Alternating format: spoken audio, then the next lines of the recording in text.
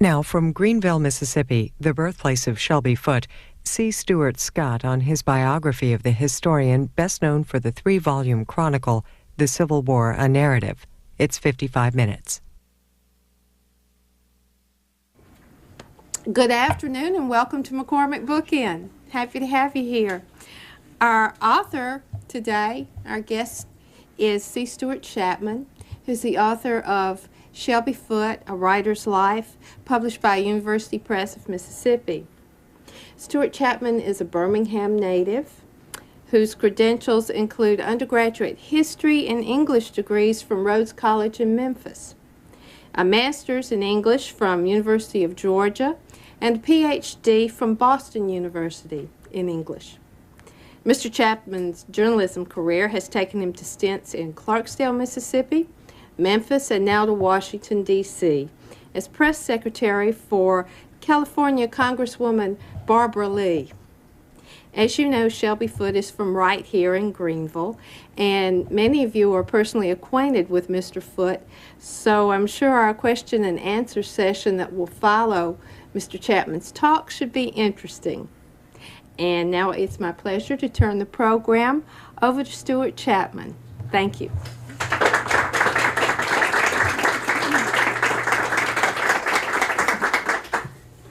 Good afternoon. It's nice to be with you here. I look around the room and I see a number of people who are kind enough to sit for interviews for this project. And obviously, with Foote being from Greenville, this is a place where my project began and is now, in a sense, ending. One of my first trips to Greenville, I actually came by and saw Hugh McCormick, and actually, so it's very appropriate and very fitting that it be here that we have this this event today. Greenville is a place that I came to in 1995 and started doing interviews for this project. One of the reasons that I came here, obviously, was because a lot of the people who knew Foote were still around. I had previously encountered Foote in my own life in 1990 during the Burn series, as we're all familiar with. As I say in my book, improbably, I was living in Clarksdale at the time. That's not so improbable. But what was improbable is that I spent the entire time, I didn't have a TV set. And during the time that the Burn series was showing, I did not see 1 minute of that. What I was doing during that time, during 5 weeks that fall, was reading the Civil War trilogy at night, in the mornings, at lunch. And it was really an experience that changed my life. And it was a very moving experience. But once I started in 1995, everything started in full gear. I'd always been interested in his work, but again began to take a special interest. One of the reasons was a college friend of mine from Rhodes College had done a directed inquiry while he was at school on Shelby Foote, and he and I talked endless hours about Foote. But the real jumping off point for me was going back and rereading J. Tolston's biography of Percy. Many of you here know that biography. It's without a doubt the best biography of Percy, and it is also a case where it really highlights the importance of the Shelby Foote-Walker Percy relationship.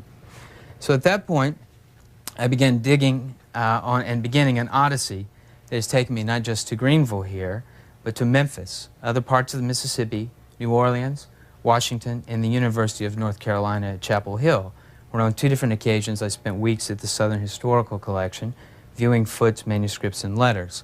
A number of, if you've read the correspondence between Walker Percy and Shelby Foote, there have been a number of letters that have been submitted since that time. And Tolston, I met with Tolston recently, and he understands that there have been additional letters put in, and they show up in my book.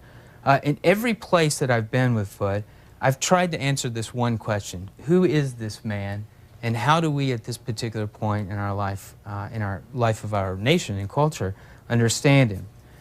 Part of the understanding of Foote has to involve recognizing his place after the Burn series. Had there been no Burn series, Foote would have been, and pardon the pun, but he would have definitely been a footnote in literary history. He would have been the friend of Walker Percy. But the Burn series changed everything for Foote. It granted him the sort of recognition that he had always craved, and many times been in close, almost able to gain that recognition But finally, he was beginning to get the sort of nationwide recognition that he had previously sought. Before the Burns series, Foote was having money problems. After the Burns series, Foote became a millionaire.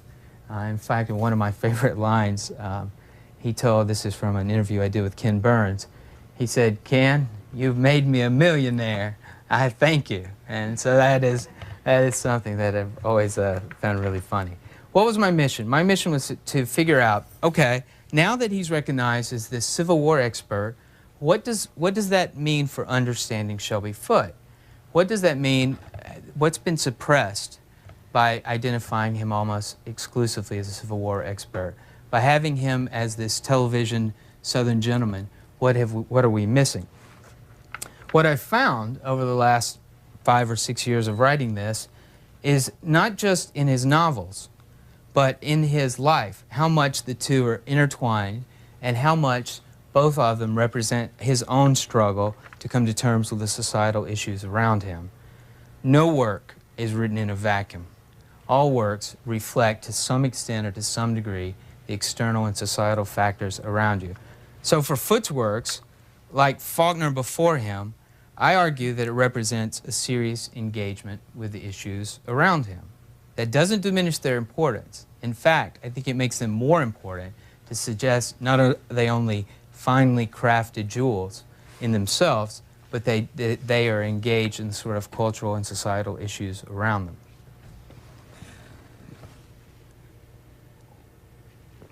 It's been a tough struggle.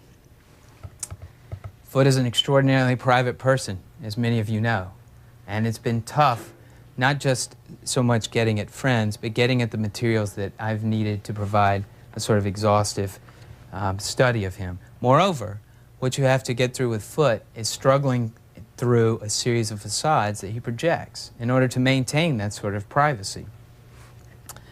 But nevertheless, it's been a fascinating experience. For me, the key has been with Foote that, like Faulkner before him, he never fully identifies with any one societal position. Instead, he has a sort of fluidity that enables him to adopt, imaginatively, a number of different social positions. I don't consider that a hypocrisy. Some of the reviewers have questioned that, or a contradiction. But to me, it means that he's richly and more representative of the sort of time and inconsistencies. He represents the sort of indecision of the period that he lived in. For me, 3 things are important looking back here to Greenville. One, his plantation background.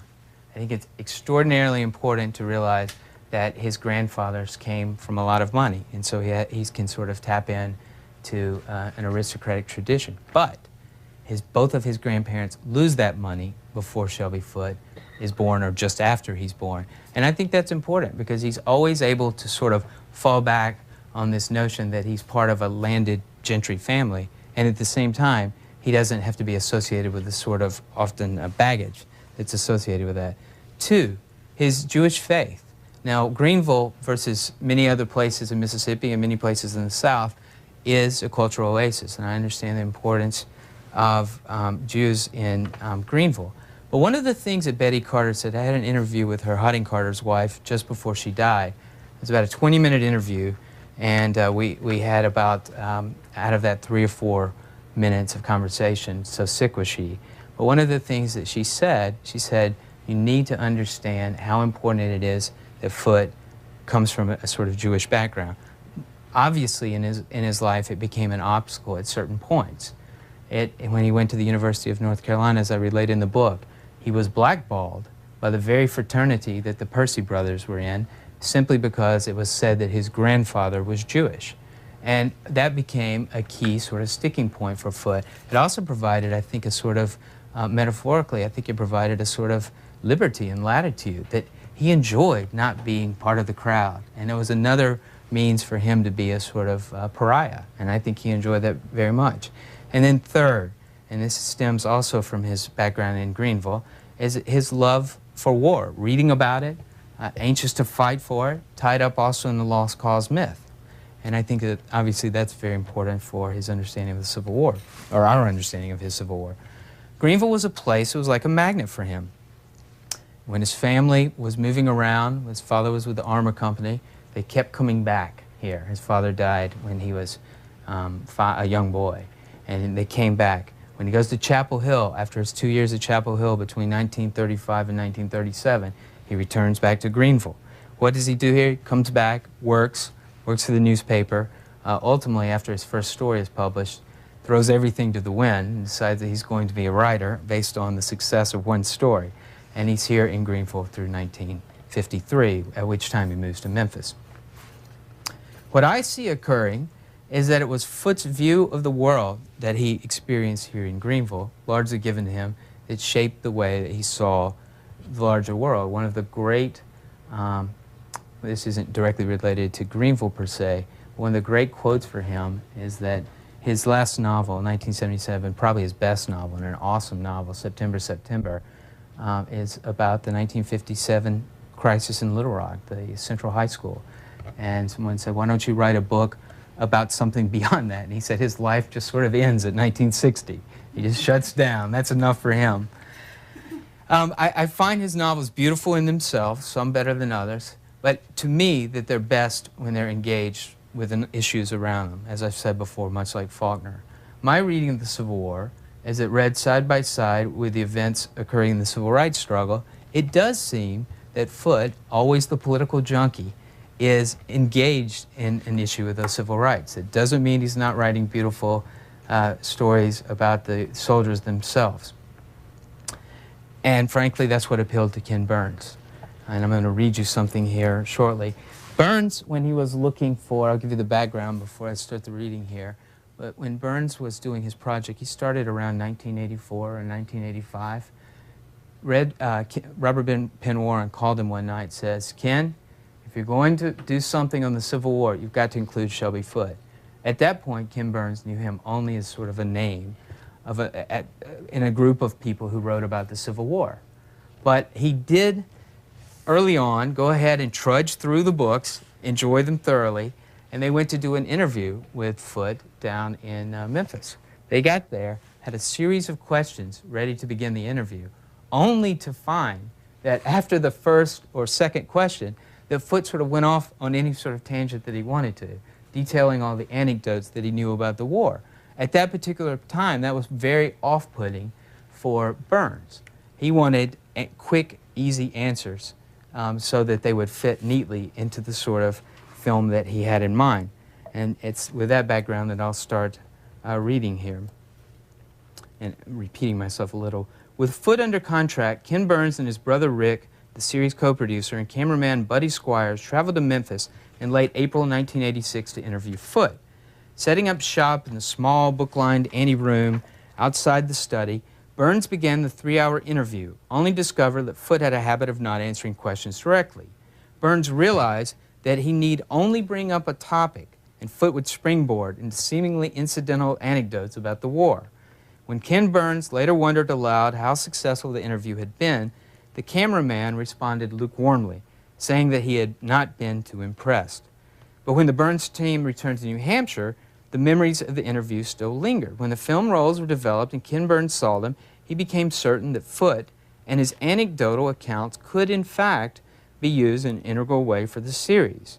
Because he believed that, quote, story is a central part of the word history, Burns found Foote's storytelling particularly attractive. Unlike many of the academics that he was working with, whose comments implicitly assumed that the war was a past event, Foote, quote, didn't give away the story. Instead, he, quote, put people in the moment. At a November 1986 meeting in Washington, D.C., 24 consultants hired for the project critiqued the draft of a script for the series, a process that would separate potential commentators into, in Burns' words, show horses and workhorses. Foote emerged there as a leading voice for the project.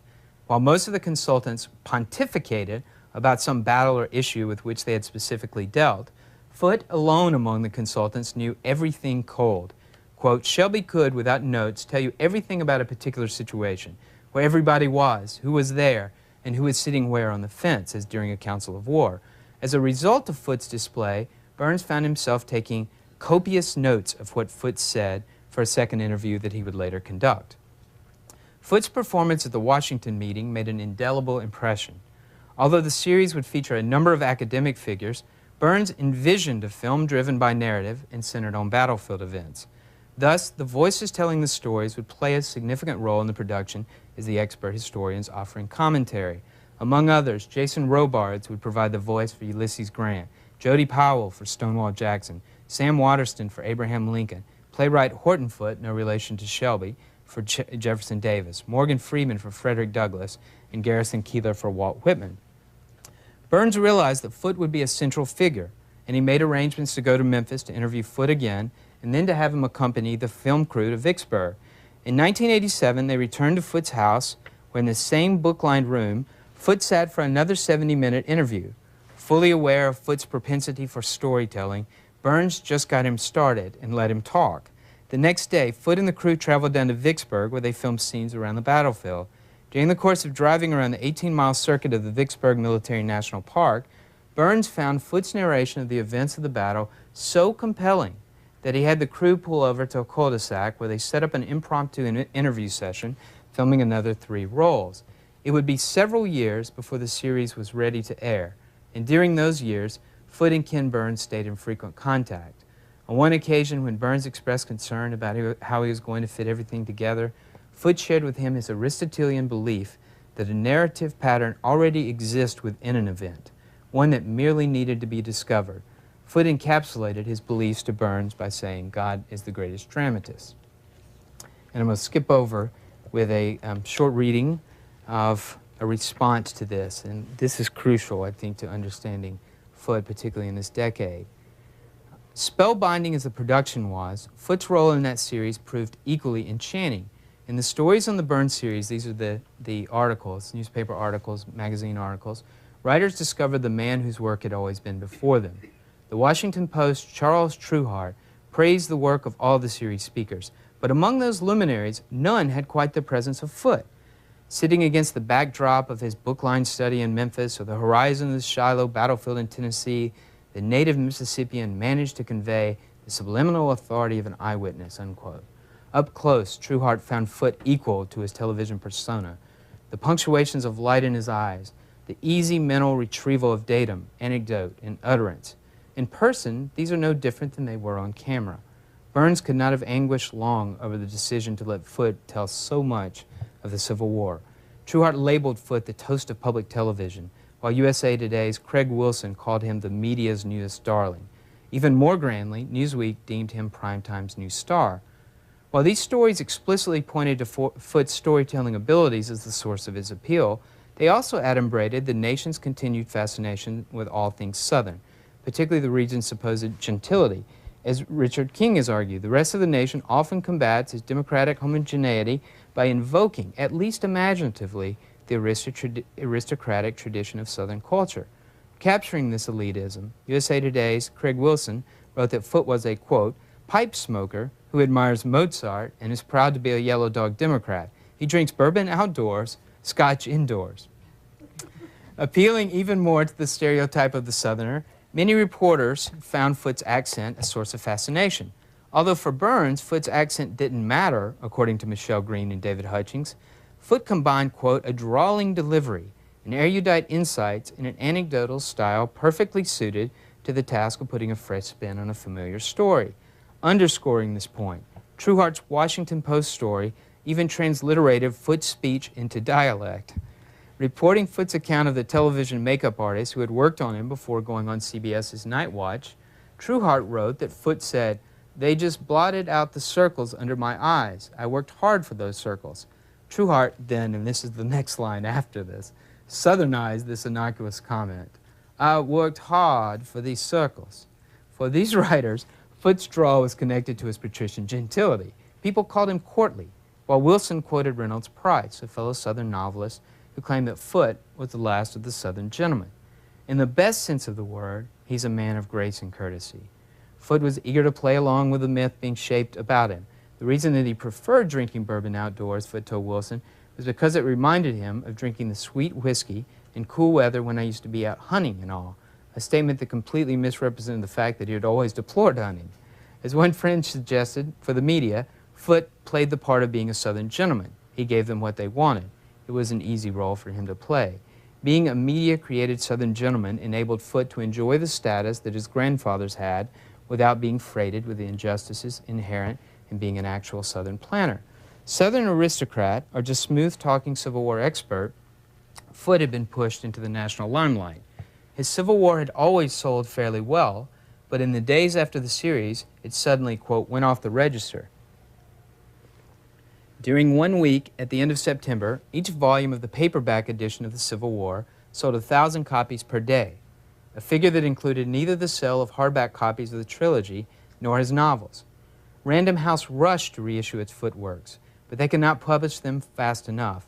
Through the middle of 1991, Random House sold 400,000 volumes of the Civil War, netting Foote $800,000. Ken Foote-Burns, this is what I quoted earlier, in a call a year after the series, "You've made me a millionaire." More than just his books, Foote himself became a hot commodity. No longer invited to appear only before Civil War groups, he was now besieged by requests for appearances. In 1991, Foote appeared on NBC's Tonight Show. At the same time, speaking requests poured in from literary conferences and groups of all types. Whereas just years before, Foote had jumped at any offer made, he now became very selective. "I'll go to places for several reasons. Either I feel some obligation to the group, or it's a place that I've never been to before." Another reason that he accepted speaking engagements was that at $25,000 a speech, he could, quote, build a nest egg for Gwen and Huggy. These speeches came easy to him, as they were nothing more than extemporaneous talks consisting of loosely connected anecdotes, usually about the Civil War. It did not matter. That was exactly what they wanted, and Foote spoke to overflow crowds wherever he went. Almost as if to spite academics' resistance to his work, Foote seemed especially willing to accept universities' requests to bestow him with honorary doctorates. Foote accepted virtually all of their offers. Indeed, over the next few years, the honorary degree that he received from Southwestern at Memphis in 1982, that was basically his only one up until this point, would pale amid the 20 degrees that he received from schools across the country. None was sweeter than from the University of North Carolina, however. In 1975, Foote had received the university's Distinguished Alumnus Award, but in 1992 he was given an honorary doctorate. Several years before, in spite of the fact that he'd never graduated, several years before the Civil War series, Foote had been nominated by Louis Rubin to receive the degree. But only after the PBS series aired and the nomination of Dr. George Sheldon, head of surgery at UNC's medical school, did the university agree to give the former dropout its highest degree. UNC's belated acceptance of his famous alumnus echoed another belated honor that would come when the American Academy of Arts and Letters endowed Foote with membership in 1994. During the 1970s and 1980s, Walker Percy and Eudora Welty, both members, had lobbied for his inclusion. Now, though, Foote's ship had come in. When he received the call from the Academy, Foote asked, "Where have all of you been? I've been waiting 20 years for this call." All of these public appearances fed a connection that many people felt they had developed with the avuncular Foote during the Civil War. Letters poured in from people, including opportunists and star chasers. Women wrote to propose marriage. As Foote told William Thomas, a woman named Bear, B-A-E-R, wrote to say she'd propose marriage, but she didn't want to be called Ms. Barefoot. Mrs. Bear was not alone in finding Foote sexy. A California newspaper identified Foote as one of the 3 sexiest men alive, an honor he shared with Sean Connery and Robert Duvall. Pretty august company there. The letters he could disregard, but phone calls presented more of a problem. Refusing to be, quote, different from anybody else, Foote did not want to have an unlisted phone number. This is one of the most admirable traits about him. I want people to be able to call me, but I want them not to do it. The admirable part was the being able to get in touch with it. But people did call, and his phone often seemed to be some hotline. During the day, radio talk show hosts often called. At night, drunks called to ask Foote to play mediator for their arguments on whether Lee or Grant was the better general. However much he did not like the interruptions, he carried them out with civility. When Rhodes College student Trent Schofield called one afternoon to ask about possible sources for a term paper on the role of religion in the Confederacy, Foote was very, quote, friendly and informative. According to Schofield, he quoted 2 or 3 paragraphs verbatim from the preface of another historian's work and then shared his insights for approximately 10 minutes. I could not write my notes fast enough. Appearing everywhere, Foote became a national celebrity. "Everywhere I go," said Fred Smith of his travels for his Memphis-based Federal Express, "people want to know if I know Shelby Foote." Of course, he did. They were friends. In response to the demand, Federal Express began including Foote's 3 Civil War volumes in the gift packages they provided potential clients. When U.S. Senators George Mitchell and Fritz Hollings visited Memphis for a Democratic fundraiser, Smith arranged to have his friend Foote eat lunch with them at Owen Brennan's, a local Cajun restaurant. For most of the afternoon, Mitchell and Hollings, who were already quite knowledgeable about the Civil War, sat spellbound listening to Foote's stories. They were getting ready for dinner, Smith remembered, before we finally left. Foote had the ear of other senators, too, including Ted Kennedy and Al Gore. On several occasions, Kennedy asked Foote to visit his family, including one trip to the Kennedy compound in Hyannisport, Massachusetts. Closer to home, Foote and Gore occasionally talked. The two had met through mutual friends, and before Gore began his 1988 presidential campaign, Foote suggested that he begin at Thomas Jefferson's Monticello for its symbolism. Although Gore had not taken his suggestion in 1988, Foote's idea was used at the beginning of Bill Clinton's 1992 presidential campaign. Side by side with Gore, his vice presidential candidate, Clinton began his campaign from the steps of Jefferson's home, as many of you remember. When Gore, and this is in parentheses, when Gore began his 2000 presidential campaign, he called Foote and asked, "Do you have any more ideas for me?" So perhaps Mr. Gore would have been better off if he had taken a few, or received a few. These high-level contacts had their advantages. In May 1994, Foote agreed to join Project Historic America, a group of historians who were against a proposed Disney history theme park slated for construction in Manassas, Virginia, the site of 2 Civil War battles. Over the next month, as the issue intensified, Foote became a de facto spokesman for the group, making himself available for newspaper and radio reporters who eagerly lined up to see what he had to say about the project. On one occasion, Foote asserted, "Disney people will do to American history what they have already done to the animal kingdom, sentimentalize it out of recognition." The participation of Foote, the country's ranking Civil War expert, was a public relations coup that soon paid dividends. A month after Foote became involved in the project, 20 U.S. senators and representatives introduced a congressional resolution objecting to the project. No small stand, because Disney ranked as one of the country's largest corporate political contributors. 3 months later, Disney found itself scrapping the project in what USA Today called a huge surprise. Quote, "Community opposition had derailed the Disney Entertainment Express." The Disney project was not the only public issue that Foote was asked about during the 90s. As Faulkner, following his 1950 Nobel Prize, I'm going to end with this and open it up to questions, had become the expert on the South, now Foote had ascended to that position. Not surprisingly, one of the issues that Foote was repeatedly asked to comment on was the appropriateness of the Confederate flag within state flags, and more specifically, the Confederate flag itself. Foote understood that because of the recent debates, the Confederate flag had become something of a banner of shame and disgrace and hate. Still, his view was essentially the same one that he had espoused in the 1960s. Now as then, he saw the banner not as a badge for slavery, but a battlefield standard. What had changed from his earlier claims was the vehemence with which he asserted his belief that the flag controversy did not involve other associations, either now or during the Civil War. The Confederate flag, Foote insisted to Tony Horowitz, stood for law, honor, love of country. Okay? I'm going to leave it here because what I wanted to do there was to suggest, because Foote has become this sort of Civil War expert, that he is in a position where, like Faulkner was before him in the 60s and even before in the late 50s after he had won this Nobel Prize, that Foote has become a sort of resident expert, somebody that people go to for all kinds of questions about culture and history, and particularly Southern culture and history. So I'll leave you there with that. And I'll be glad to answer any sort of questions that you have about Foote or about his life in Greenville. I've skipped over a lot of the stuff with Greenville today, other than mentioning that in introductions and much of his books. But I'd be happy to talk about those, or happy to talk about anything in Greenville. I just want to make sure that we talked about the Burns series, since that's where I received most of the questions from. Questions? Yes? Okay, please. Yeah. A difficulty I had is in the first portion of the book, when you talk about Shelby's family, there are some number of errors or lack of information. Okay. In particular, I'm a Hafter. Okay. Maurice Rosenstock's second wife was Matilda Hafter, it's misspelled in the book. Uh-huh. Her nickname was Tilly, not Kelly. Uh-huh. Mr. Rosenstock's parents were Simon and Louise Rosenstock. He was born in Vienna. Okay. We come from the second marriage. Right. And Shelby's aunt is alive and well in Haverford, Pennsylvania.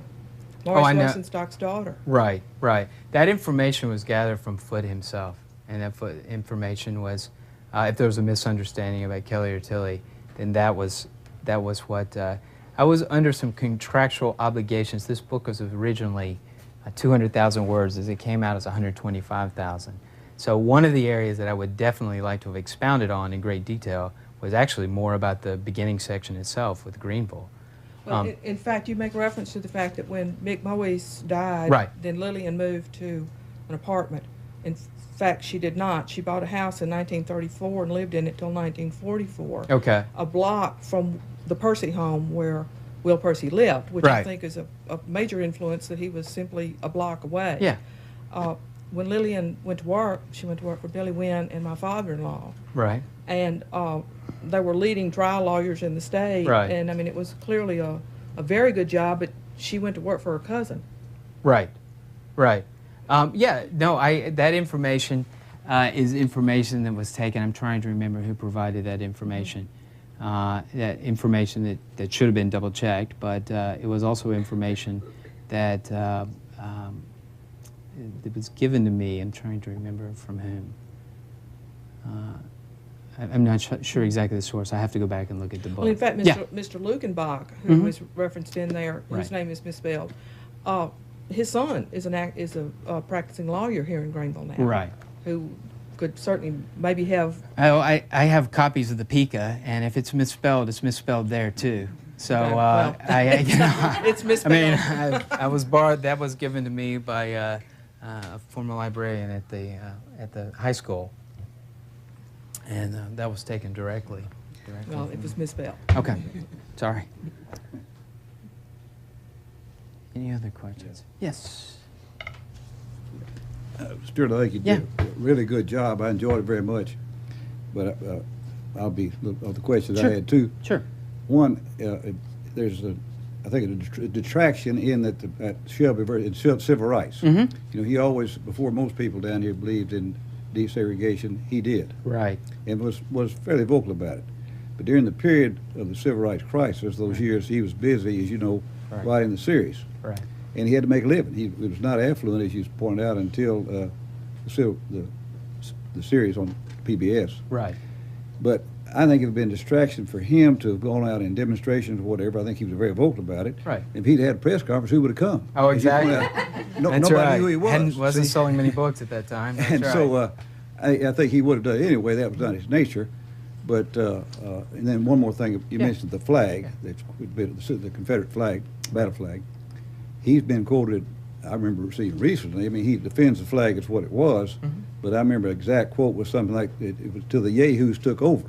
Right. So he's been critical of the current, the civil rights era use of the flag. So I think it's, I don't think he should have been a civil rights activist. Yeah. I think he was he was always, he was stating a position, anybody ask him, I think it'd been a distraction for him, and I'd say, who would have listened? Yeah, well, there was no, first off, I want to say that he was very much, early in his life, he was very upfront about issues of integration in a way that I found, frankly, surprising.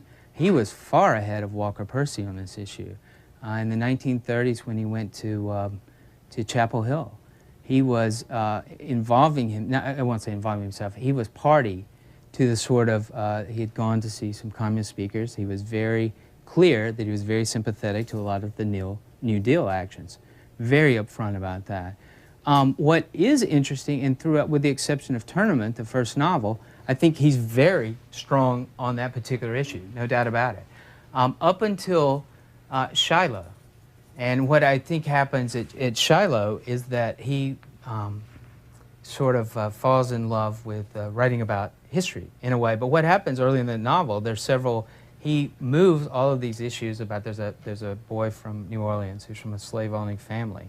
And he carefully nuances in such a way that what he's interested in is talking about fighting. Let's talk about battles. Let's talk about battles, and nothing wrong with that.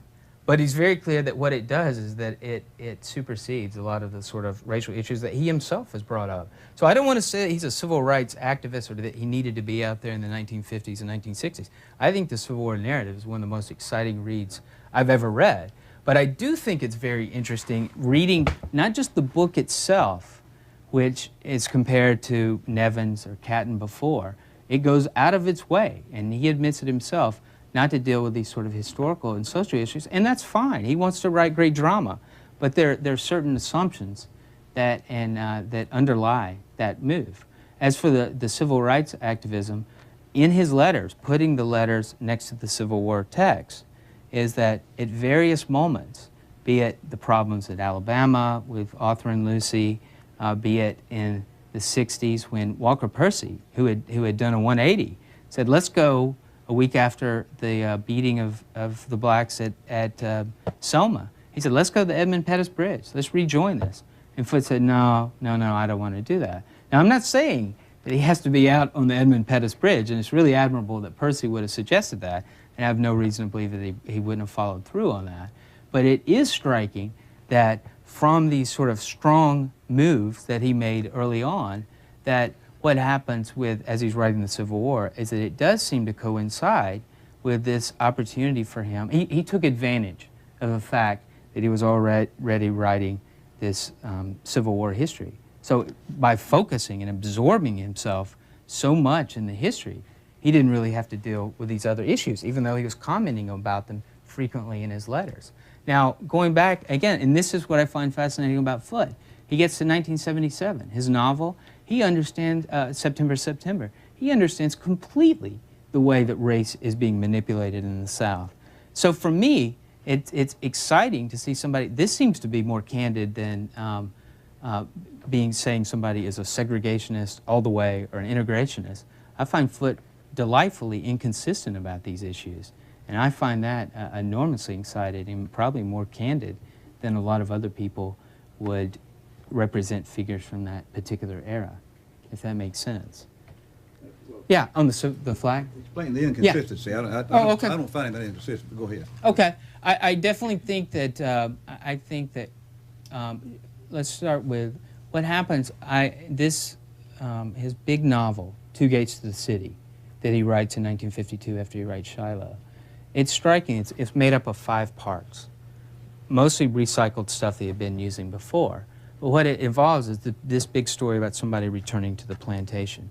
And intertwined with that happens to be a story of a black trumpeter, Rideout. It's essentially Rideout. And so for some reason, after this enormous start, he shuts down and he goes on this sort of suicidal, he's suicidal at this particular point in his life. And to me, that represents an extension of what's happened in Shiloh, which is the book right before it. And it does seem for him that at one point in Shiloh, one of the northern characters says, oh, what we should be fighting for, and I'm paraphrasing here, what we should be fighting for is we should realize that our brothers on the southern side have the same sort of needs and wants and wishes that we do. And so it seems to me that in that case, it's saying the fight isn't against North and South, it's not against political issues, it's not against, even though all these are brought up in the first chapters, it's against, are you going to be, are you a fighter? Are you a non-fighter? And so it seems to me that Foote has taken these issues, which he himself has brought up, and I spelled these out in the chapter, and transmuted them into an issue about are you fighting or not. And it seems to me that that point, early in the 50s, as he's in Memphis, living by himself in this neighborhood on the river, in an all-black neighborhood. His friends are questioning, why are you living down there? And so, it's crazy. It seems like he's out there on his own. And then it also seems like the books, and particularly writing about the war, and he's been attacked for this by many historians for leaving out these social issues. When he gets to issues like the Emancipation Proclamation, in a book that is 1.2 million words, he gives 2 pages to it, basically telling us what the results are, and then moves on to another battle. And so while I think that his writing about battles is as exciting as any that I've ever seen, I also think that that has certain sort of assumptions built into it. Like, I don't want to deal with this. And to me, that's striking. And I think the flag issue is another issue over the last few years. He has allowed himself over the last decade to become the darling of a lot of Confederate war reenactors. He's not saying, hey, I'm with you, but he shows up as I begin the book in the 1996 Nathan Bedford Forrest birthday celebration. He's there. He tells a reporter, his good friend, DeArmie Bailey, who fought with the Black Panthers in Oakland, in California in the early 70s, he's there. And he says, Shelby, what are you doing here? And he says, oh, I don't have to worry. You know, DeArmie Bailey, a judge, circuit court judge in Memphis now, says, oh, well, you know, Nathan Bedford Forrest was kind of a bad guy. He was not just a slave owner, he was a slave trader. And, you know, and Foote, this is a long-running argument they've had about this issue. And Foote says, I don't care about that, I don't care about that. He was a hard-fighting man. Well, where do you draw the line between something like that? And it does seem striking that he has, again, he has allowed himself, the reenactors love him. They love his particular way that he writes about the Civil War. But there's a reason why they like it, I think. And I think they like it because he talks exclusively about battles and campaigns. Yeah, sure, here. I congratulate you for coming to Greenville, having written about Greenville, not being a Greenvillian, and It's writing tough. about us and coming seen here that. to face the... I have a number of, Sure. of issues with as Josiel said, with the spellings and that sort of thing, which with a little proofing would have been taken care of. But there is one issue here that I have real problems with, and I couldn't find a footnote reference to find the source of this, so I'm assuming it's from you. And it's a short passage here that says, Foote had asked Ben Wasson, now the Delta Democrat Times literary editor, to represent him. On the surface, Wasson seemed the unlikeliest of candidates to direct a new writing career. At best, his weekly The Time Has Come columns featured drum beating for area authors, but more often they served as bulletin boards for local reading and music clubs. But before he had beat his retreat back to his native Greenville several years early, Wasson had been a literary agent. Well, the retreat comment was highly offensive to folks that knew Ben Wasson. He was ill, and he came back to Greenville to recoup, and then he found a place.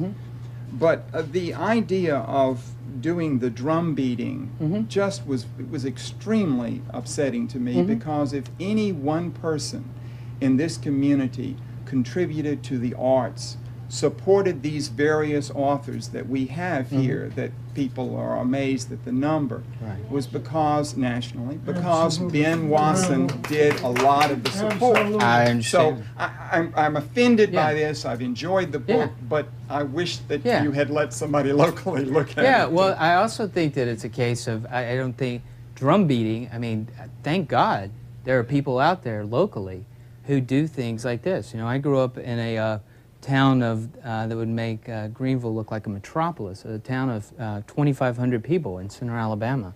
And we had a literary arts editor there who was, did nothing but, you know, tell us about local artists, what they were doing, whatever. Thank goodness, because even though we often made fun of her, and I'm not saying that there was fun made of Wasson, on the contrary, that what actually happened in a situation like that was that it seeped through our hard, thick skulls that there actually may have been some other world out there. And so I appreciate something like that he does. But also, I mean, Wasson is also the guy, and I didn't mean to give offense there, I was trying to draw attention that if Wasson had stayed with Faulkner, he would have, or not that there was a choice about this, but Faulkner happened to be the 1950 Nobel Prize winner. And he was the guy who steered Faulkner through perhaps what was the toughest part of Faulkner's career. Faulkner's 4 novels before, the first few novels, were work that needed a tough, hard editor.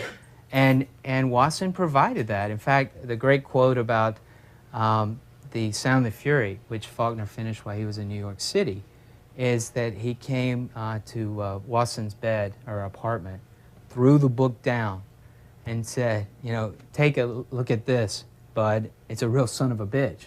And it was great, and it was the beginning of the greatest period possibly in American literary history. So if I give offense there, it was just to draw attention to the fact that Watson, as much good as he did here in helping, what is it, 30 authors from Greenville? Is that right? Is that number 30? Is that the number that I hear quoted? 50. 50, I'm sorry, I'm way lowballed. Huge. You know, it's been amazing here, and I know Ben Watson's role has been key and integral to getting people. But he had also retired from, in a sense, the literary salons of you know, Hollywood, and before that, New York, where he ran around with Faulkner. Watson's role, by choice and maybe not by choice, Faulkner, once he got started from Watson, jumped off and went into. The same is true of Foote. Right. He in one of the manuscripts, he wrote a dedication to Ben, and he said, "Who gave me my first chance." Mm-hmm. But after that, he didn't need Ben. Right. He needed somebody in New York and so forth. But Ben did that for countless others of right. not only writers, but so I just but how it's important something that we need to know. Right, and how important is that first chance? I mean, it is. I know firsthand how tough it is to get in with another book I'm working on through a New York agent. It's tough. You're not even dealing with a publishing company. You can't even get there. You've got to get through to an agent. And so for Watson to say with Foote, to give him that first chance, was amazing. You know, Foote, in many ways, is remarkable early in his career and later, obviously. But he got his first few stories published in a way that many people spend years and even decades. And so I think Watson's role, even on that one occasion, and the funny part about it is what Ms. Foote said afterwards. She was upset that he actually demanded a commission on that. But I think Watson's role for Foote can't be understated enough. Or it can't be overstated enough. So, other questions? One footnote, and I will return the questions. It's tough writing about someone who has, frankly, whether it's here, or whether it's in Boston, or whether it's in California, I run into all kinds of people. Everyone knows Shelby Foote now after the burn, whether they've read a word of his or not. And, you know, in many ways, he has become a myth for a lot of people, in a good way, in an enlivening, powerful sort of way. And I think it's you know, it's tough writing about someone like that, about daring not to challenge, not to strip something away from him, but actually what I've tried to do is try to expose his works, his literary works, which have largely gone unconsidered, and say, wow, yeah, we look at the Civil War, and that's a really important work, but his novels are as powerful and have as much to say.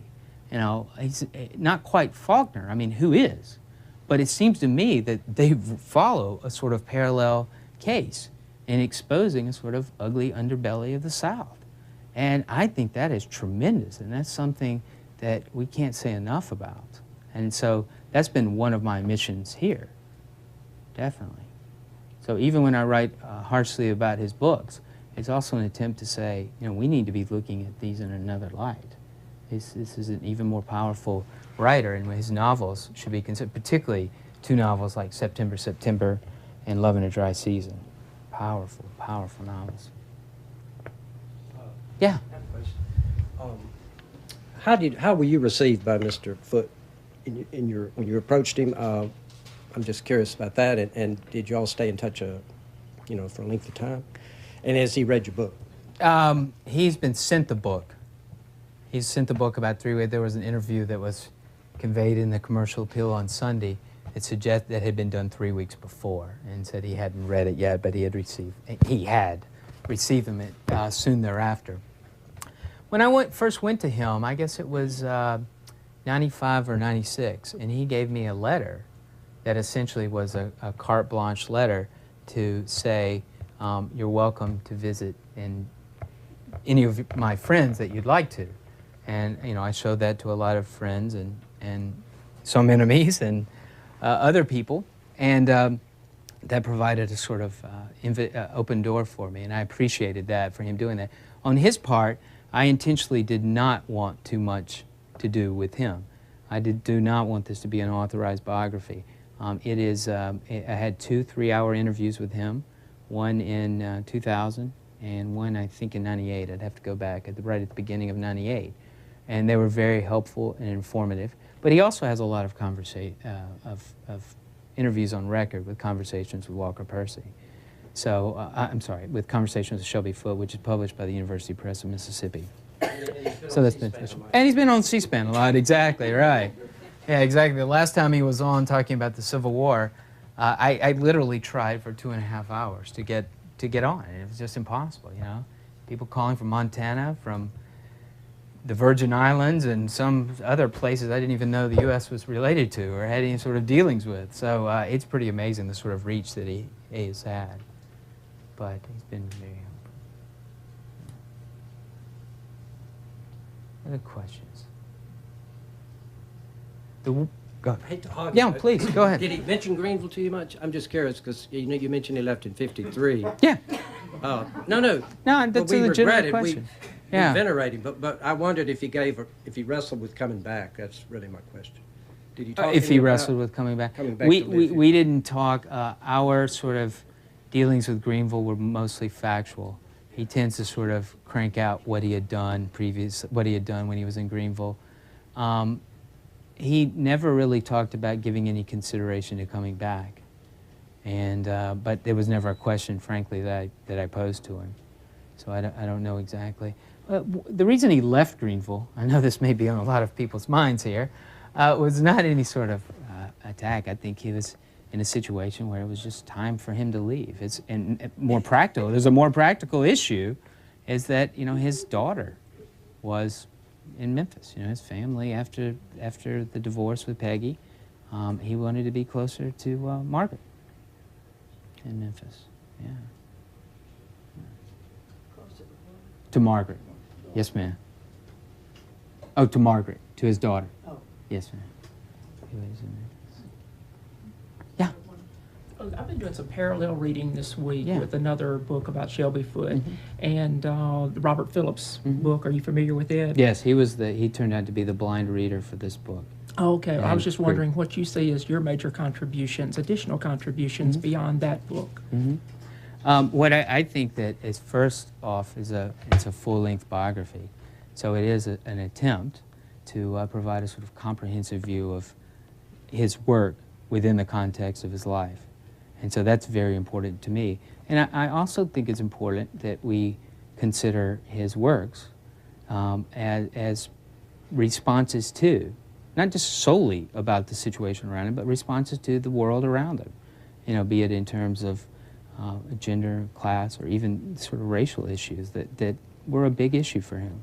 And so that's where I see the sort of contribution. Yes, he was Mr. Phillips was the reader for the book, as I found out, and had very high praise for it. So I was very concerned. I told the publisher, please, I have no request about who reads this book when it was a manuscript. So, but please don't let Robert Phillips read the book, because I didn't feel like his understanding of Foote, I thought it would darken and compromise any sort of things that I was trying to do. On the contrary, I was very happy with the response I got, and then the publisher later told me that it was Mr. Phillips. So that was a really sort of real blessing and coup, I guess, on my part. I appreciated that. Yes? Well, I just want to thank you Yeah. for speaking, and thank all of you for your questions. Thank you so much.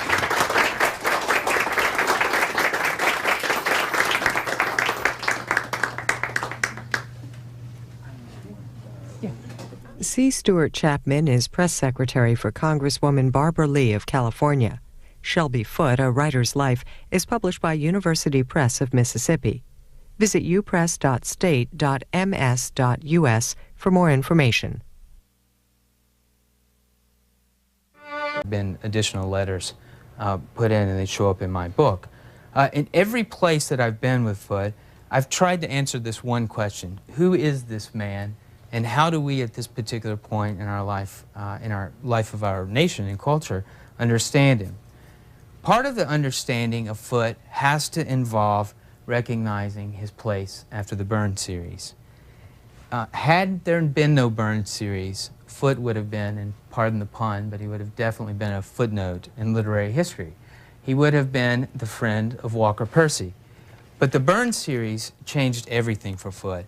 It granted him the sort of recognition that he had always craved, and many times been in close, almost able to gain that recognition. But finally, he was beginning to get the sort of nationwide recognition that he had previously sought. Before the Burns series, Foote was having money problems. After the Burns series, Foote became a millionaire. In fact, in one of my favorite lines, he told, this is from an interview I did with Ken Burns, he said, "Ken, you've made me a millionaire. I thank you." And so that is something that I've always found really funny. What was my mission? My mission was to figure out, okay, now that he's recognized as this Civil War expert, what does that mean for understanding Shelby Foote? What does that mean? What's been suppressed by identifying him almost exclusively as a Civil War expert? By having him as this television Southern gentleman, what are we missing? What I've found over the last 5 or 6 years of writing this is not just in his novels, but in his life, how much the two are intertwined and how much both of them represent his own struggle to come to terms with the societal issues around him. No work is written in a vacuum. All works reflect to some extent or to some degree the external and societal factors around you. So for Foote's works, like Faulkner before him, I argue that it represents a serious engagement with the issues around him. That doesn't diminish their importance. In fact, I think it makes them more important to suggest not are they only finely crafted jewels in themselves, but they are engaged in the sort of cultural and societal issues around them.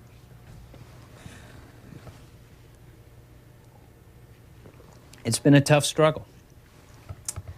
Foote is an extraordinarily private person, as many of you know, and it's been tough, not just so much getting at friends, but getting at the materials that I've needed to provide a sort of exhaustive study of him. Moreover, what you have to get through with Foote is struggling through a series of facades that he projects in order to maintain that sort of privacy.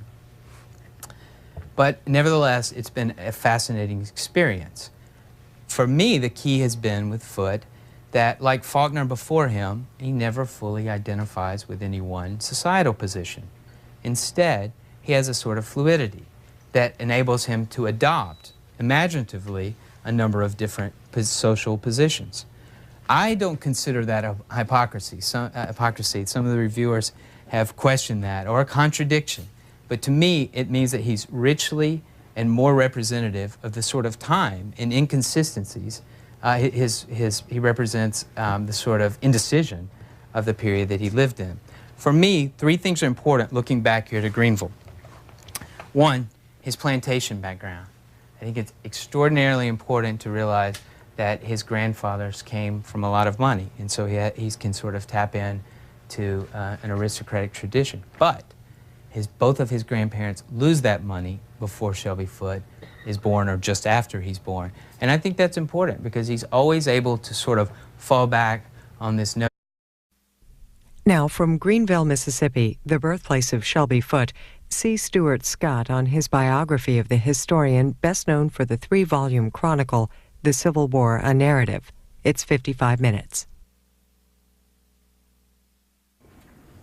Good afternoon and welcome to McCormick Book Inn. Happy to have you here. Our author today, our guest, is C. Stuart Chapman, who's the author of Shelby Foote, A Writer's Life, published by University Press of Mississippi. Stuart Chapman is a Birmingham native whose credentials include undergraduate history and English degrees from Rhodes College in Memphis, a master's in English from University of Georgia, and a PhD from Boston University in English. Mr. Chapman's journalism career has taken him to stints in Clarksdale, Mississippi, Memphis, and now to Washington, D.C. as press secretary for California Congresswoman Barbara Lee. As you know, Shelby Foote is from right here in Greenville, and many of you are personally acquainted with Mr. Foote, so I'm sure our question and answer session that will follow Mr. Chapman's talk should be interesting. And now it's my pleasure to turn the program over to Stuart Chapman. Thank you.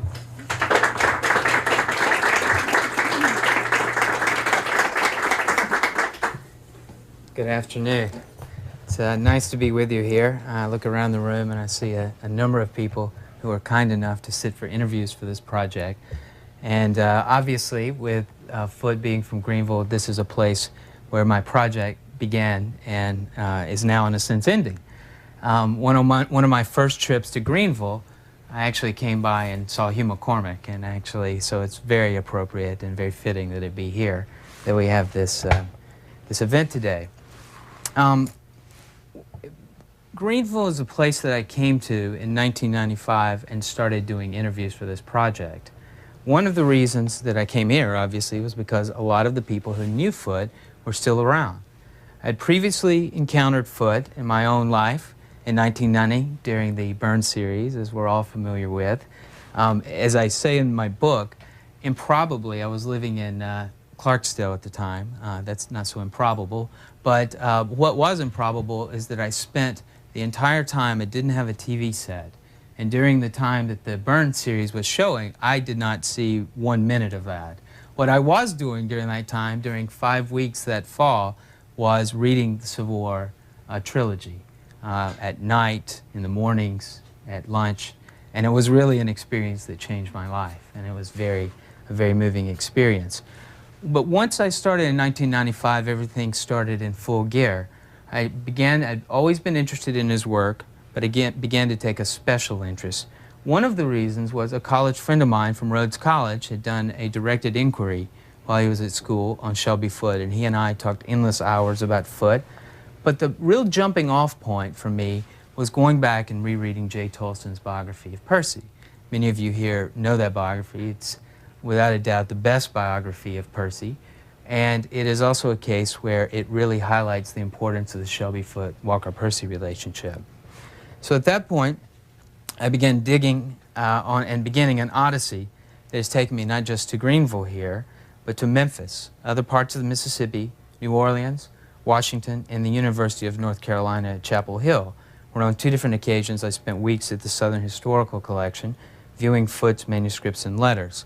A number of, if you've read the correspondence between Walker Percy and Shelby Foote, there have been a number of letters that have been submitted since that time. And Tolston, I met with Tolston recently, and he understands that the notion that he's part of a landed gentry family, and at the same time, he doesn't have to be associated with the sort of often baggage that's associated with that.